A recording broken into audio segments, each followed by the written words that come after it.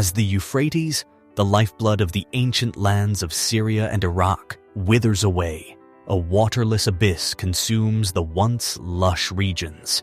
This grand river, revered throughout history as one of the world's most magnificent natural wonders, has drawn scholars and seekers of knowledge to its shores for ages. And now, as the river dries up, some wonder what other terrors the land might yield, for the mysteries surrounding the heart of the Middle East are countless and dark. Join us as we delve into the depths of this great waterway and uncover the most ominous discovery yet of the largest source of water in Western Asia. Welcome to a secret world, a vital supply of water that has contributed significantly to the rise of civilizations and is now crucial to the livelihoods and general welfare of millions of people is the Euphrates River. To preserve the river ecosystem's sustained health and prosperity for future generations, we must work toward its sustainable management and conservation. Many Christians are reminded of particular passages in the book of Genesis and the book of Revelation when the Euphrates is mentioned. Others who paid attention in geography class are aware of the Great River. Whatever class you are a part of, we are confident that you are eager to study the relevant and new material it contains. The river is one of the largest and longest in Western Asia. Starting in Turkey, it travels through the southeast mountains and southern foothills of the region before flowing through Syria and Iraq, passing through a variety of vegetation types until emptying into the Persian Gulf. Even though centuries of human occupancy and activity have drastically degraded the terrain, there are still some remnants of the old vegetation in the Euphrates basin.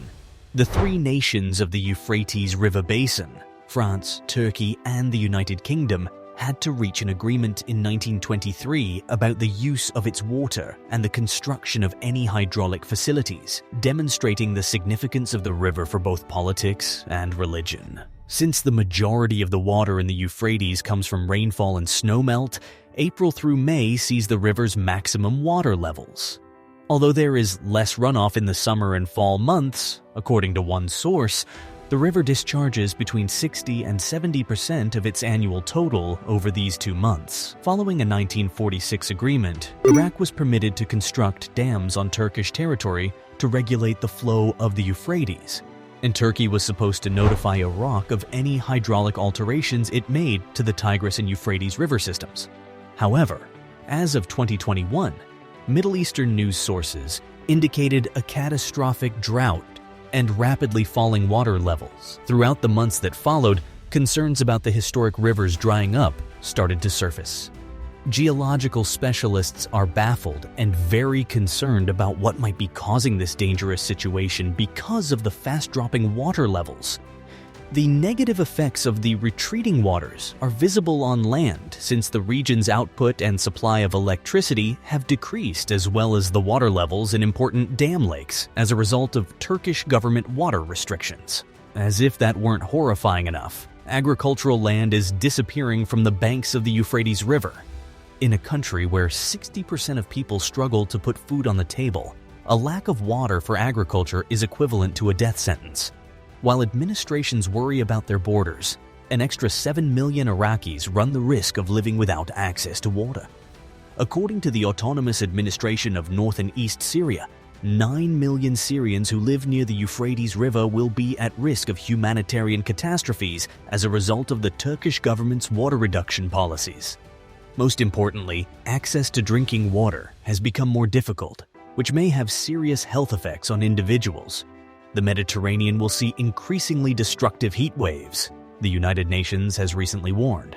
According to the Global Climate Risk Index, which indicates that even Lake Assad suffers as a result of this pattern, Syria is one of the countries with the highest risk. Although some engineers worry if this problem persists, they may stop producing energy for everyone except for bakeries, grain mills, and hospitals. This problem appears to not only affect residents, but also workers.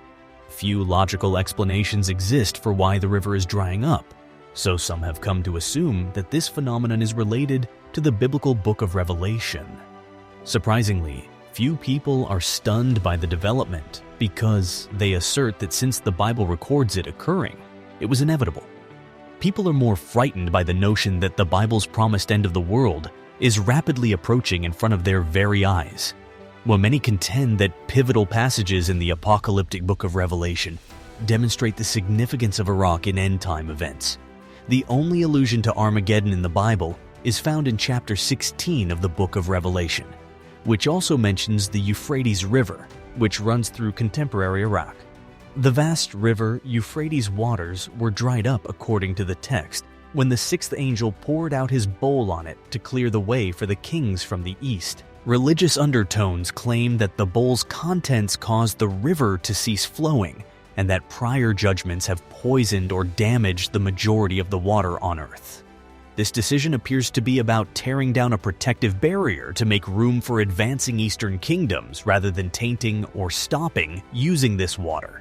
The kingdoms of China and India were to the east of the Euphrates, which at the time of the writing of Revelation divided east from west. The Bible makes multiple references to the river as the Great River. For Israel, it defined the eastern boundary of the realm. It defended Israel since the desert that lay between it and Canaan, the promised land to the west, made it difficult for adversaries to cross. Centuries before they marched over its dry riverbed to take the city, Cyrus of Persia's armies were able to seize control of Babylon by rerouting the Euphrates River, which ran through it. In a different biblical allusion to the Euphrates, the sixth angel of God is commanded to free the four angels who were imprisoned there. Once they have been freed, the agents of death, who are said to have been kept ready for this specific hour, day, month, and year, will be released and will kill a third of humanity. The recent development of tales about certain weird noises allegedly coming from the depths of the drying river may be an attempt to excuse this crossing.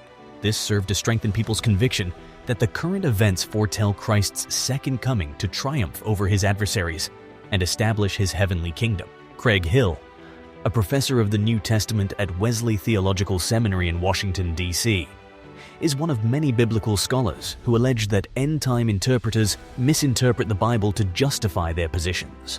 While many claims to interpret the Bible literally, he asserted that they take sections from one of the most well-known end-time books, which was written under different circumstances and hundreds of years apart. A Judean priest who was banished to Babylon and who had dreams about the rebuilding of the temple and the return of the Jews to Israel wrote the book of Ezekiel in the 6th century BC. The book of Revelation was written by a Christian exile who was urging the churches in Asia Minor to bear Roman tyranny 600 years later, approximately 95 AD.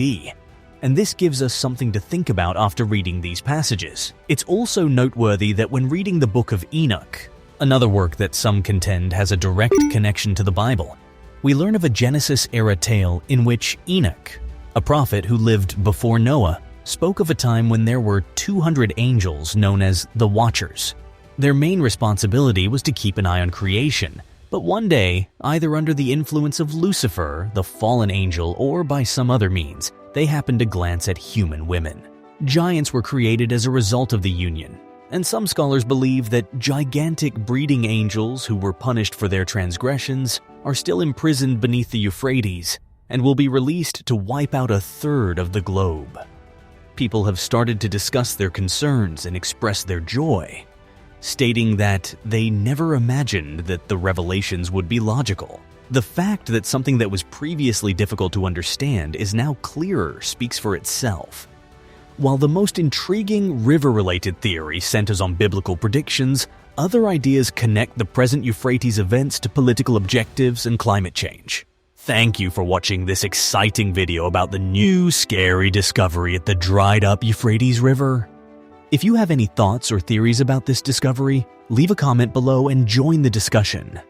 Don't forget to hit the like button and subscribe to our channel for more interesting and informative content.